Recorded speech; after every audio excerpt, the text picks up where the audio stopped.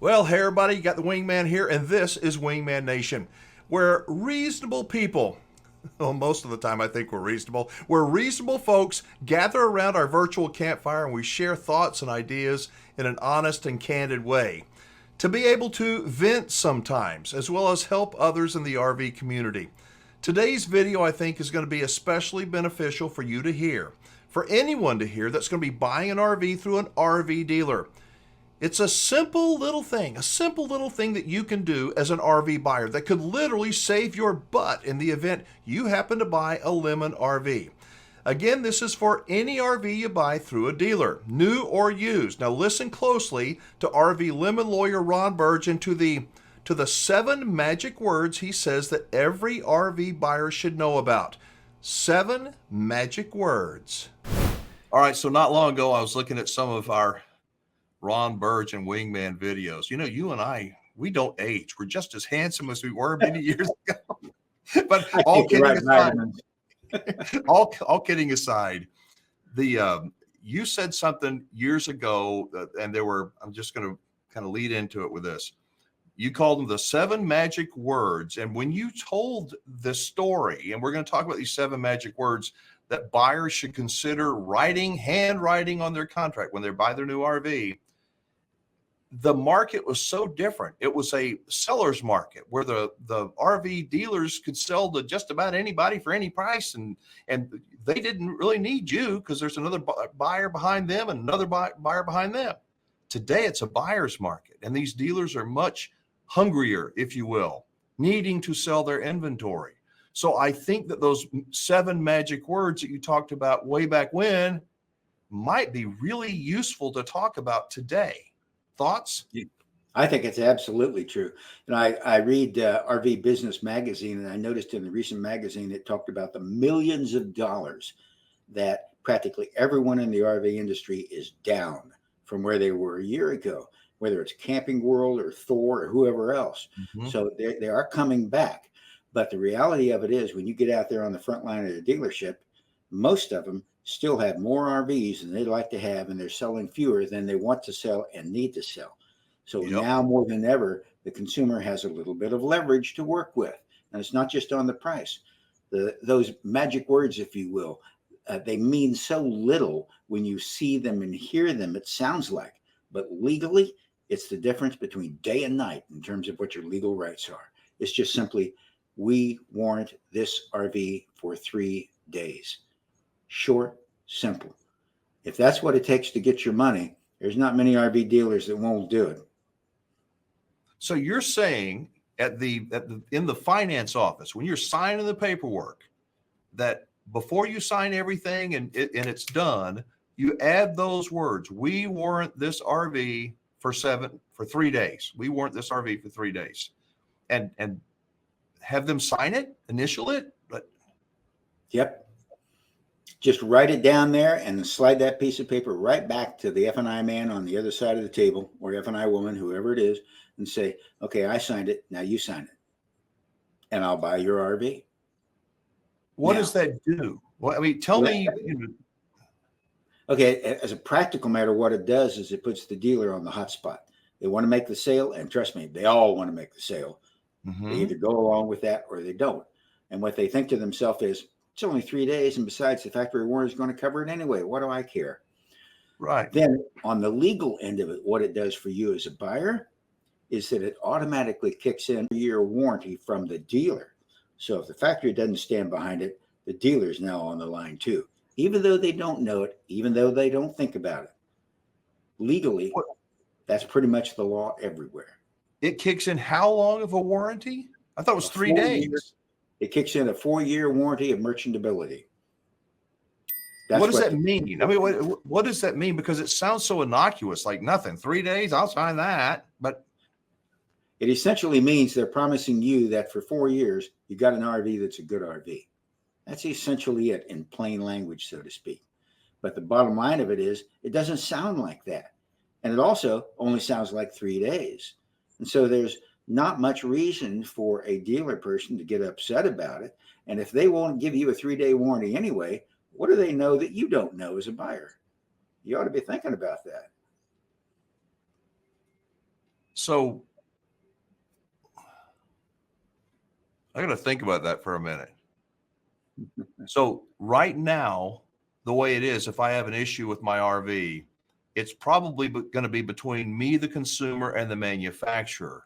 And those 7 magic words sort of makes the dealer have to be involved in the event I do have a Lemon RV. So far, am I right? Yep. Okay. But if there's a problem, if it's a good dealer, there are some good dealers out there. If it's a good dealer and there's an issue, a good dealer shouldn't have a problem, I wouldn't think, signing something like that, even if they knew it was a 4-year, whatever kind of warranty you called it. Yep. They shouldn't have a problem with it at all.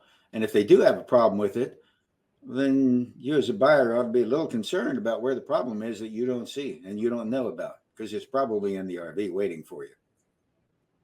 So I know we talked about this. I told you I watched that video years ago, but back then I don't think any dealers really would have signed it. I mean, they must have had to be really desperate to sign that. But today I would think a lot of dealers would sign that, especially, the good ones would consider signing it. They may have to think about it for a minute, but I think if they're an honest dealer, they want you to be happy. And if there's a real problem with that RV, they'll contact the manufacturer because it's them on the line and not just the consumer. Oh, yeah. And they'll move faster, too. So you're going to see that it's only going to help you as a consumer, certainly not going to hurt you. And when you talk about dealers needing the sale and consumers needing a little bit of protection, RV buyers need it more with a used RV than a new RV. They need it both ways.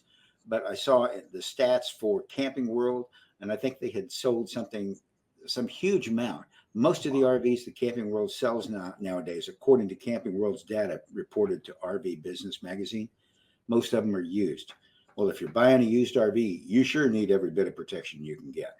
But many dealers, and I think Camping World right there on the front page says this used RV is being sold as is. You're buying it as is. Yep. Are you suggesting that those 7 words might trump the as is that was originally on the contract? I mean, I'm not asking for I'm just generally speaking, wondering what your thought is. Well, I can give you my thoughts and what I think is probably legally where you are, no matter where you are as an RV owner, when you do that. Basically, and I would guess something around 98, 99% of all recreational vehicle sales agreements, there's language that the dealer says they're selling it as is. No warranties, no promises. They might as well put on there goodbye and good luck. But those 7 words, we warrant this RV for 3 days, that kills the as is clause. As is goes out the window when those words are written in there by hand. Oh. And you know this for sure. I mean, you've represented people that have done this. Been there, done that. That's amazing. Well, we'll see how many people want to do that. The truth is these conversations between you and I, these legal conversations, are not the juiciest ones. You know that, and many people they don't want that. They want the juicy stuff. But this is the kind of information. I think what you just said, that's the kind of information that can save somebody's butt if they're going to buy an RV, especially a used one, like you said. I mean, write down those 7 words, and a dealer may hate you for it. But does it give you, if I buy a used RV and I write down those words and the salesperson or the finance person at the dealership signs it and agrees to it, do I now have a warranty on that used RV? How does that work? Yeah, you absolutely do. And you're right. Dealers won't think much about that unless they literally have a legal savvy to know what it means. But think about it, a 3-day warranty, and they know if it's a new RV, it's covered by the factory anyway. So what's the problem? And most people who buy a used RV, a lot of them also buy one of those service agreements with it to take care of the problems. So the dealer, once again, is thinking, wow, the service agreement is going to take care of it anyway. It's almost no skin off of their nose, so to speak. But the reality is, as long as the RV works out fine, no problems and all the rest of that, you don't need it. You don't need the warranty. You don't need the magic words. This is for that backup, so to speak, the safety position that you've got, the fallback position when things go wrong. If nothing ever goes wrong, great. You're wasted a little bit of ink, but that's at least giving you a little peace of mind. I'm going to say this, that there are so many places in the RV warranties and all the paperwork where those gotcha places where the manufacturer, the dealer can say, hey, sorry, right there. And this is one of those gotcha things that you won't use unless you have to. But if you have to, it's a really good thing, sounds like, to have. Oh, absolutely is. And you're right about RV warranties. I mean, I've said for years that those factory RV warranties aren't really worth the paper they're written on, and that you would have more legal rights if you didn't have it at all.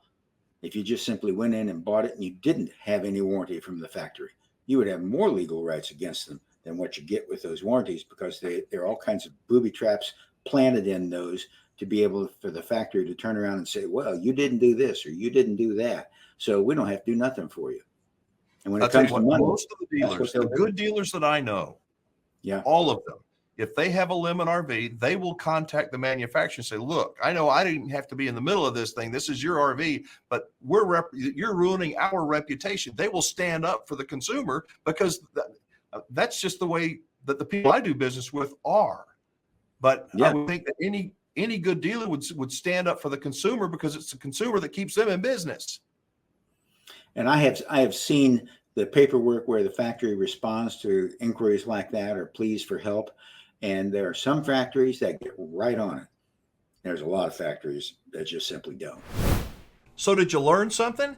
Do you think that RV dealers today will be more willing to let you add those 7 magic words to the purchase agreement than they were a few years ago?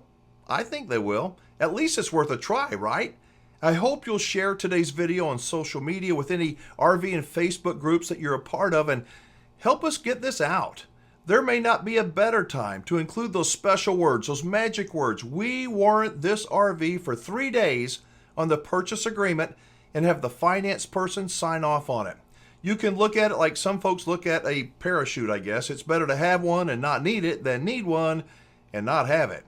We warrant this RV for 3 days.